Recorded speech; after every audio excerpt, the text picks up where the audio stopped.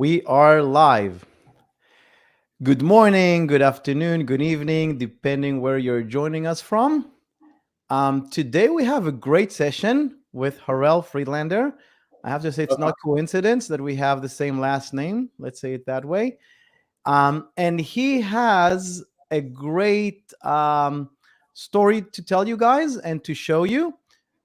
You hacked ChatGPT, and I remember how excited you were about it.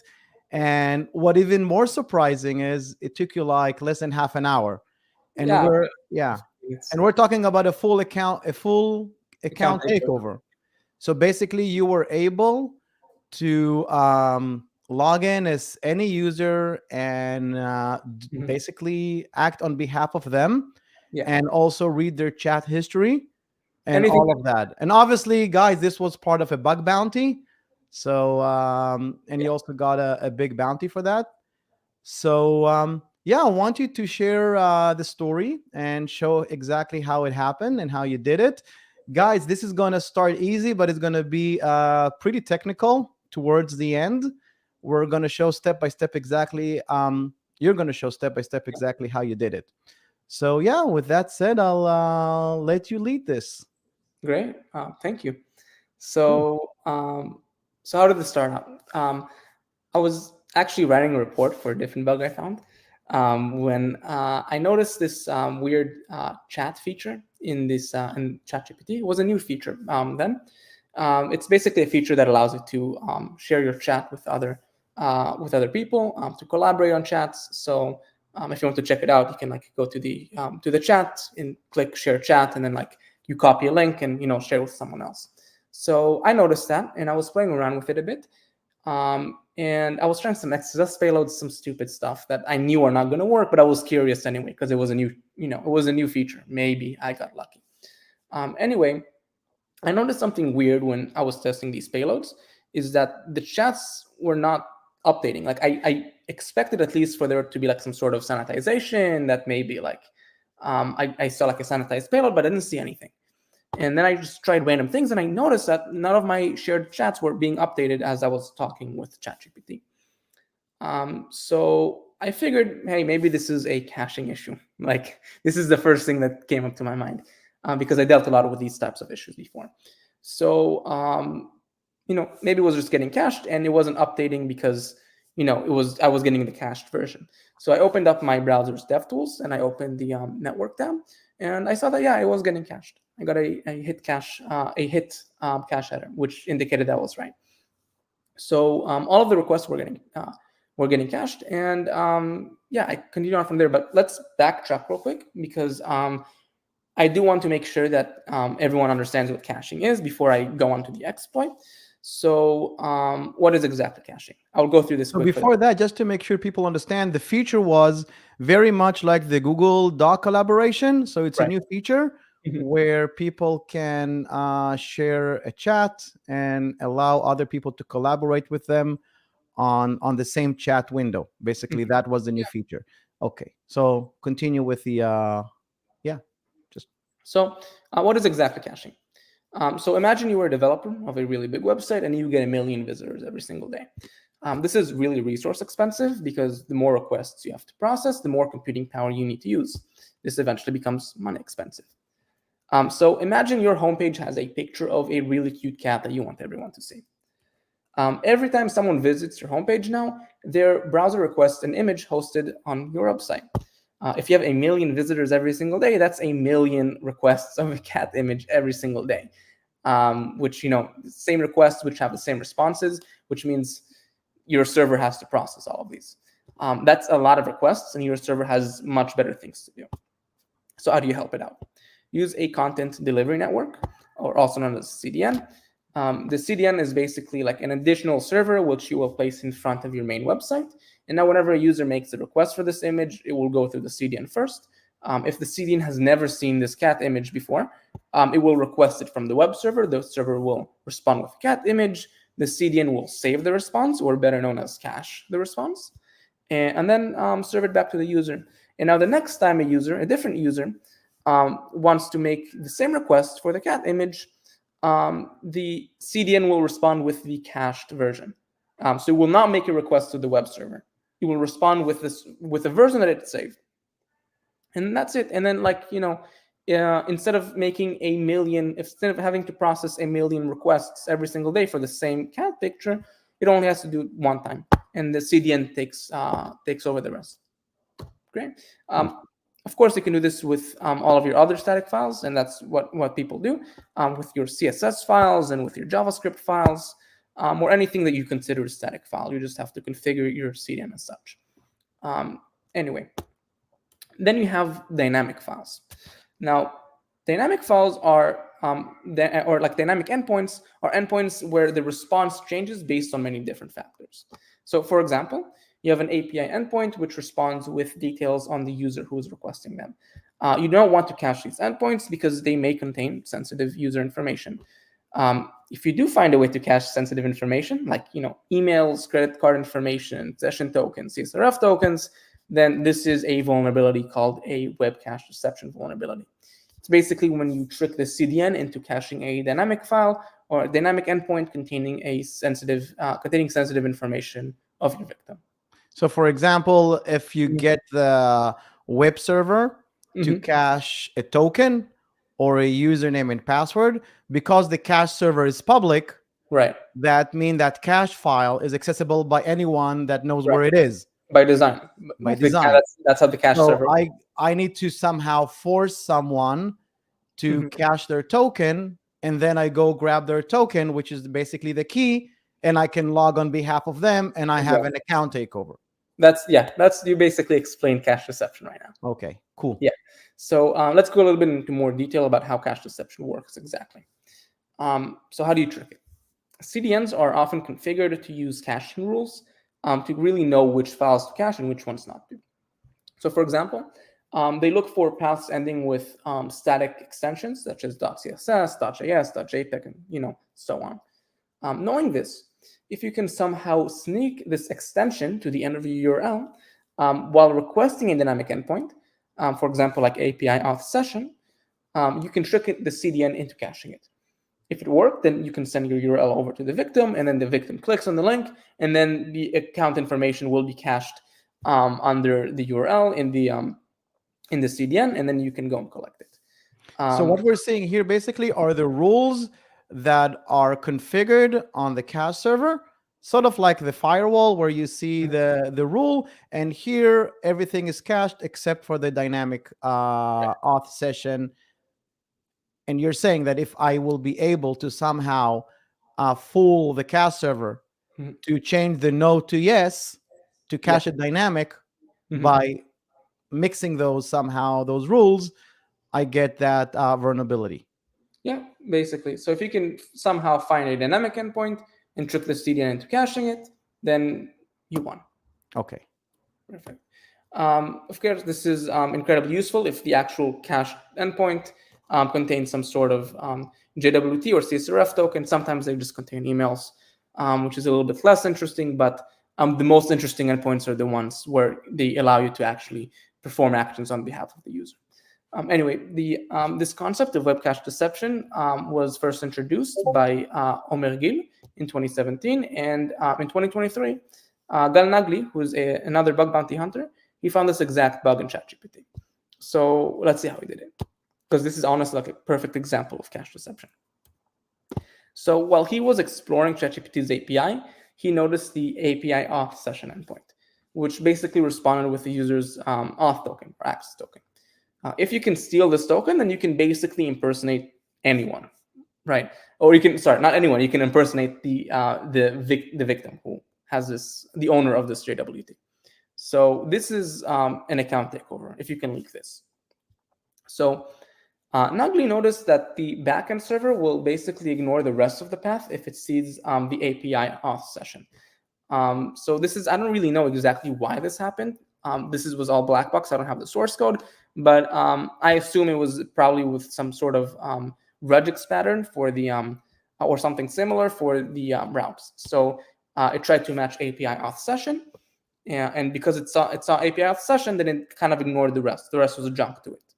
So if the regular expression was something like begins with API auth session, then that's it, because they don't take into account what's coming after that. Right. So if they don't take account what's coming after that, then you can easily just put /victim.css, which is what Nugly did.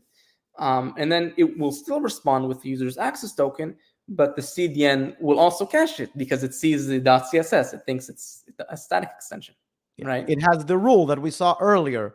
So Right. you have here on the one hand, the web server is serving you the dynamic file, right? The Mhm. dynamic response, Right. because it's using probably a regular expression or something like that.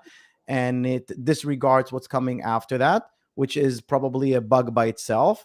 And then you have the cache server that sees, oh, this is .css, so I'll cache it. Right. And And honestly, what's we'll be crazy surprised. about this one is that the payload is basically what you're showing here. The Yeah. payload is not a complicated payload. It's not like, very fancy. It's just Mhm. like adding /victim.css to the auth API. Right. By the way, this is just the HTTP request. This is not the Yeah. entire payload. The entire payload Yeah. is just the URL. So it's what you see in red. Yeah. So whatever you see in red, you just put that into your URL and that's it.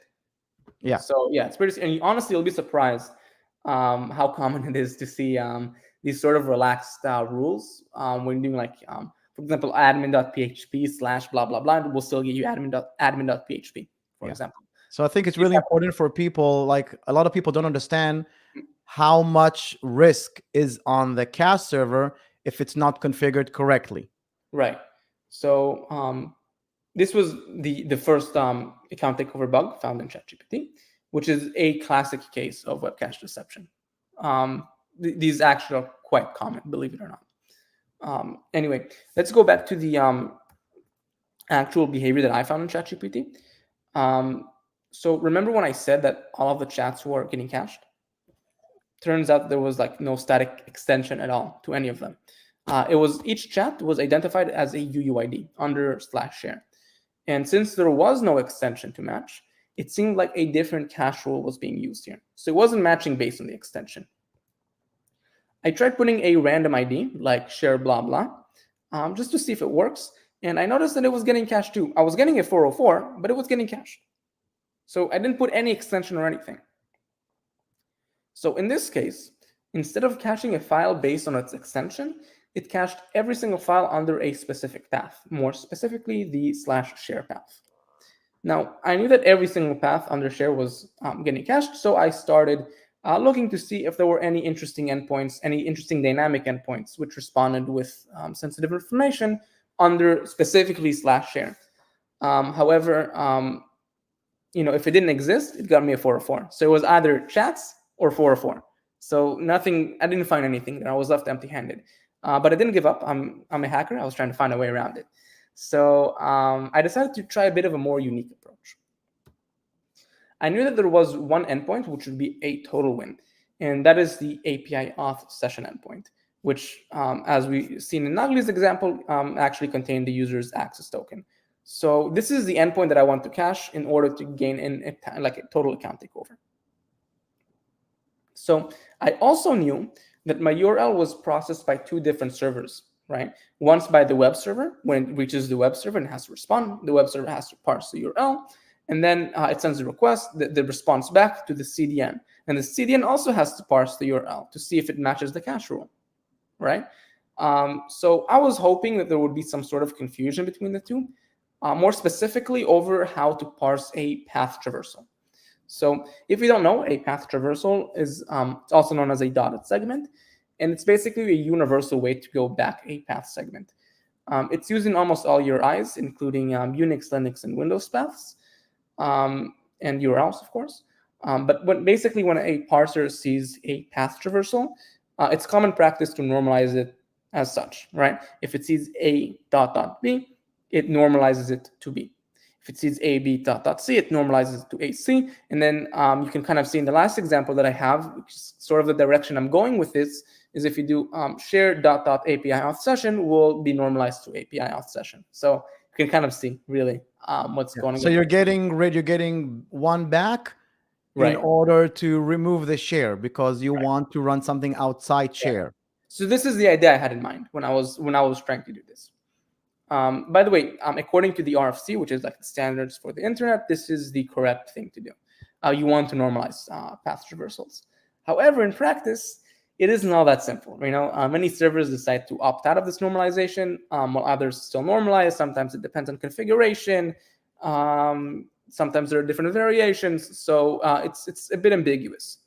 It becomes even more ambiguous, though, when you introduce URL encoding into the equation. So URL encoding is basically a way to represent characters as hex specifically within a URL. So it's up to the server to decide whether to decode these characters or not.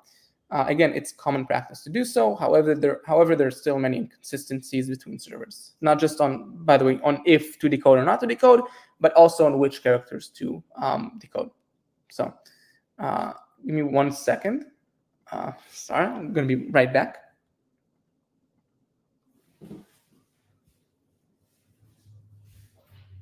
Guys, meanwhile, if you have questions, feel free to type them in the chat. Okay, I'm back. All right. So yeah, this is basically URL encoding. Great. So when you present this following URL to the server, which is, by the way, that %2f, that's the URL encoded version of the /, you essentially ask the server 2 questions. First, do you want to decode a URL encoded /? And second, do you want to normalize a path traversal? When I asked Cloudflare CDN, it answered no to my first question, and thus didn't normalize the path traversal. So when I give it this payload, you can see Cloudflare CDN literally just kept it as is, right? But when I asked the web server this question, it didn't only decode the character, but also normalize the path traversal. So from this long string of characters, I got B. Okay. So when I sent the following URL to the server, the web server normalized it to API auth session. It's the same logic as before, right? Mhm. It normalized it, but Cloudflare didn't. And the cool thing, because it didn't normalize it, and because it didn't normalize it, it matched the cache rule, the /share/ the cache everything. So it was getting cached. Because it was cached under Right. share because it didn't normalize it. So you have here the ChatGPT server, which actually normalized it and served you with the token or with a dynamic. And then you had Cloudflare that didn't normalize it. And from Cloudflare perspective, it was under the share folder. Therefore, the rule was cache anything under the share folder. So because those two servers basically did it in a different way, that allowed you, that confusion allowed you to take advantage of the web server and then use the cache server to cache the response. And once you cache a response, you can grab it. Somebody's asking here, which ChatGPT was hacked? Well, the actual ChatGPT, right? So basically, using this technique, you were able to send the link, send the payload, put it anywhere. And the payload, by the way, is the URL belongs to ChatGPT. It's not a URL it's not like a domain or a phishing that requires user and password. You're just sending somebody a valid ChatGPT, OpenAI, whatever link. They look at it, everything looks perfect. It could be on a forum, it could be in an email, it can be in a text message. Once they click, you have their token and you can log in with their account to do whatever you want on behalf of them. So here, I drew here a little picture to show you how this works. Okay. So basically, the victim makes a GET request, or you can think of it literally like take the path, the /share, and before that put HTTP chat.openai.com. That's how it looks like. So the victim makes this request. It goes to this URL. The URL goes through the CDN. The CDN doesn't see this, hasn't seen this URL before. It sends it to the web server. The web server normalizes it because that's what it's supposed to do. It brings back. It responds with the response with the JWT. And the CDN, it doesn't normalize, so it matches the cache rule, caches it, and now the next time the attacker, goes to visit the same URL, I get the cached version. So then the cached version contains the JWT of the victim. Yes, So, and that and then I use and I then use the JWT and I put that into my local storage, and I basically use your account like normal. exactly.